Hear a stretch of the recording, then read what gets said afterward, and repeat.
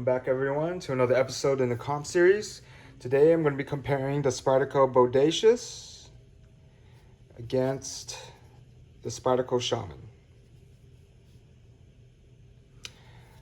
Alright, so let's call some similarities first. So they're both about the same overall length. The Bodacious actually is a little bit larger, ever so slightly. They both have a very similar hardware positioning. The pivot, stop pin, blade stop. We've got two body screws. You can see where they put the clip holes as well as the lanyard hole. It's very similar. They're both using a compression lock, similar jimping length and traction on both. The blade stock looks to be a little bit thicker on the Shaman though. Both satin blades. However, this is a Blade HQ exclusive Shaman, and this is their first production model of the Bodacious. If you may recall, the very first Shaman production model was also a black G10 with a stonewash blade, which for me was one of the nicest stonewash finishes I've seen on a Spyderco. This is a satin one though, so. All right, let's talk about the differences. Now, the Shaman, one of the most common complaints was this portion of the finger choil. I guess you can call it the nub at the edge of the finger choil. When you're using the compression lock and if it drops down, that nub contacts your index finger right there.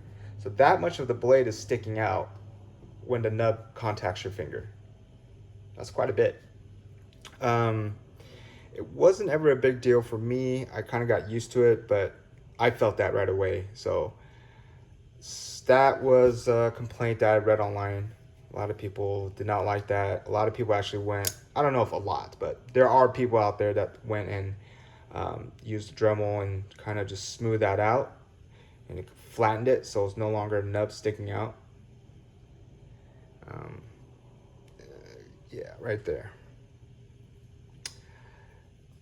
The Bodacious, as you can see, doesn't have a finger choil, so that's another difference. This one has a finger choil you can choke up on.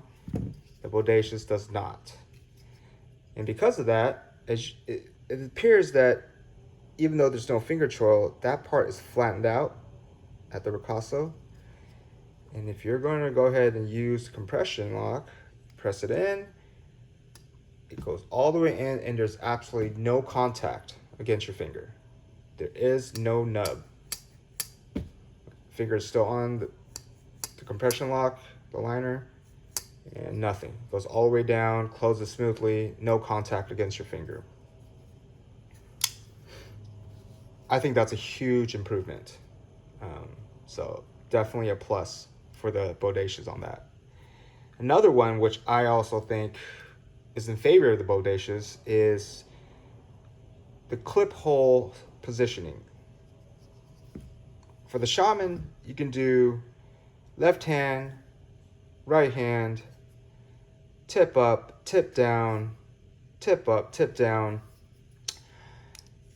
But I always felt that this was a good design to have tip up, which is how it comes from the factory. The pocket clip is made so it's tip up. And for me, I'm always thinking to myself, then why even have the holes drilled for the pocket clip for tip down? I understand you're just making more options for the end user. So that's thoughtful of Spyderco. But I do like how it's a cleaner look on the Bodacious. There's no holes drilled for any pocket clip positionings for tip down. This is also a smooth G10. Smoother than their usual G10 models, but the Shaman already itself has a different texture than say the Paramilitary 2 or even the Manix 2 G10s. But this is a natural clear jade G10. And yeah, so another plus, it just gives the Bodacious a cleaner look, in my opinion. Ooh. And back to the finger choil. So since there isn't a finger choil on the Bodacious, and it's ever so slightly larger, I would say maybe 1/8 of an inch larger. But because there is no finger choil, it also provides the Bodacious a longer cutting edge. And we can take a look, but to the eye, it's longer. So if you're measuring tip to end of the cutting edge, you're looking at just slightly under 3 1/8 inches. If you're looking at the Bodacious, you're coming in at a solid 3 1/2 inches of cutting edge.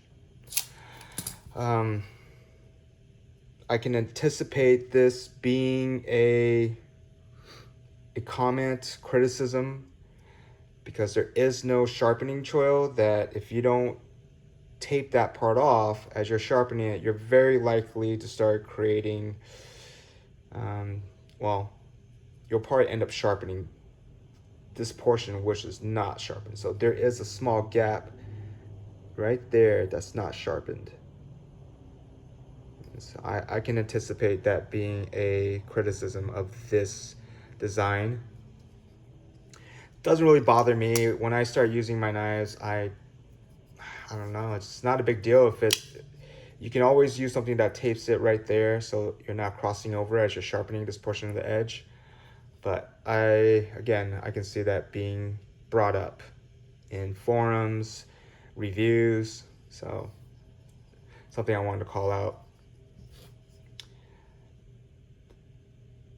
The thumb hole size is about the same all around,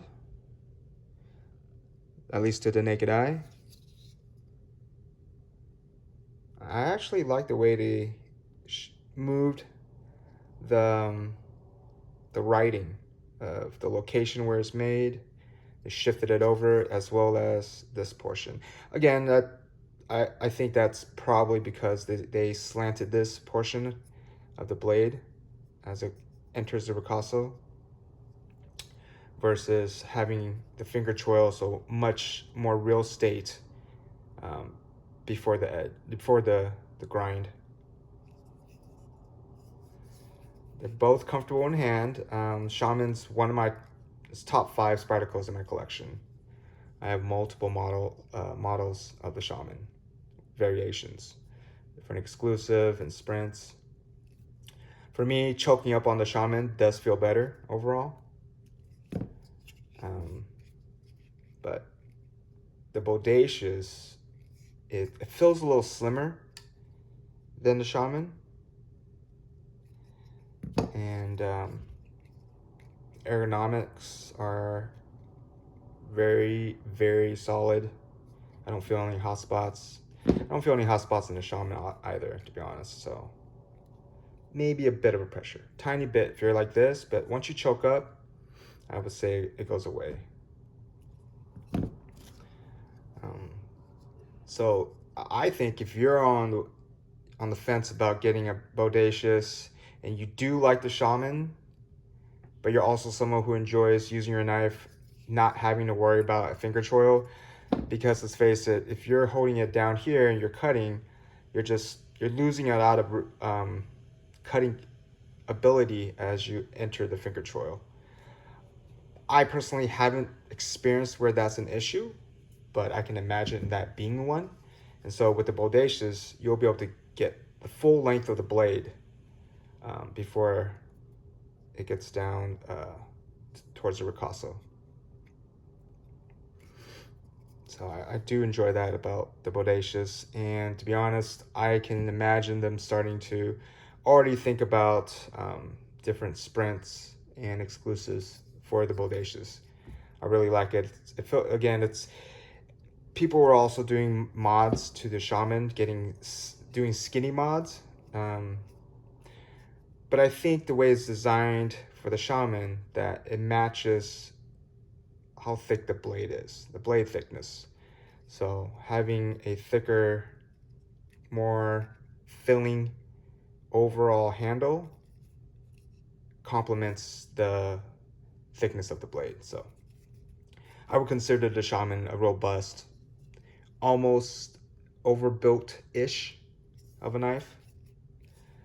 Now the Bodacious, with a slimmed down profile and not as thick overall, feels it, it feels like a nicer slicer, I would say. I mean, it's the blade thickness is slightly less than the Shaman, but yeah, I'm excited to put this to use, and I will certainly report back once I get more time with this knife. But I wanted to call that out because I saw, as soon as I opened it, I realized, I mean, just from the looks, right? When they released, they announced the Bodacious, first thing I thought of was the Shaman, and it's, you know, it's very much so. The contouring of the handle on the Shaman is a lot more, it's more contoured than the Bodacious, but they're both very comfortable in hand. Let's talk about price point comparison. Now, I recall the first Shaman in S30V with the Black G10. I want to say it was around $180 when it was first released. Correct me if I'm wrong. Drop a comment. Let me know. It's hard for me to, well, I'm going to be honest. I didn't really search back online again, but you can't really find that price anymore, right? Everything's gone up for Spyderco. But the S30V version now with Black G10 is, last time I checked, was $270. The Bodacious is $260, $250. I mean, had this been released 3 years ago, obviously it would have been cheaper. And so in my mind, it's kind of, it's a high price tag for the Bodacious. But if you have it compared to the Shaman in terms of what, you know, the Shaman equivalent is right now with the S30V and the Black G10, it's actually less, right? It's slightly less, $7.50 less. But I mean, even the Spyderco, the Sprint right here, this Shaman Sprint from Blade HQ, when this came out, it was only $225. So the prices have gone up quite a bit on Spyderco knives. I mean, at $262, just a lot of competition out there. But part of me is certainly a fanboy of Spyderco knives, so I was very excited for this model when I read about the review. Let me know if there's any other call outs to make. Drop it as a comment. We'll love for the community to hear about things that wasn't covered in this video. But yeah, really appreciate your time. Give me a thumbs up if you enjoyed it. Make sure you subscribe if you want to get notified for future videos, and enjoy the rest of your day. Stay frosty.